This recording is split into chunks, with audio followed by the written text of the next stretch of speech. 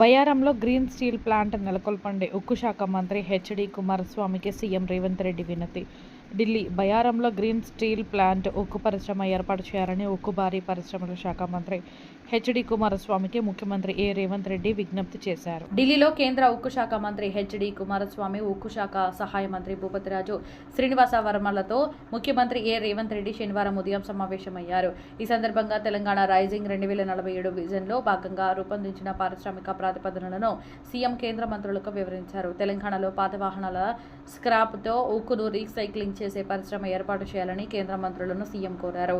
అందుబాటులో ఉన్న సాంకేతికత, భారీ పరిశ్రమలు, పారిశ్రామిక ఉత్పత్తికి ఉన్న అనుకూలతల వలన దేశ పారిశ్రామిక ఉత్పత్తి లక్ష్యాలకు హైదరాబాద్ కేంద్రంగా నిలవగలదని కేంద్ర మంత్రులకు సీఎం వివరించారు.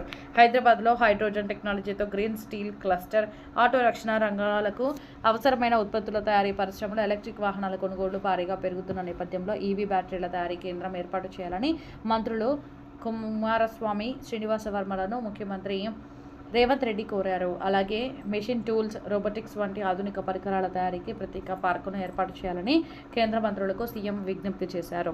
హైదరాబాద్ను 2034 నాటికి కాలుష్యం లేని నగరంగా మార్చే లక్ష్యంతో వాహనాలను ఈవీలుగా మార్చేందుకు సహకరించాలని సీఎం రేవంత్ రెడ్డి కోరారు. ఆధునిక పరిశ్రమలకు అవసరమైన నైపుణ్యాలు నేర్పే జాతీయ స్థాయి సంస్థలను హైదరాబాద్లో ఏర్పాటు చేయాలని కేంద్ర మంత్రులకు సీఎం విజ్ఞప్తి చేశారు. సమావేశంలో ముఖ్యమంత్రి ప్రిన్సిపల్ సెక్రటరీ శ్రీనివాసరాజు, కేంద్ర ప్రాజెక్టుల సమన్వయ ప్రత్యేక కార్యదర్శి అద్వైత్ కుమార్ సింగ్ పాల్గొన్నారు.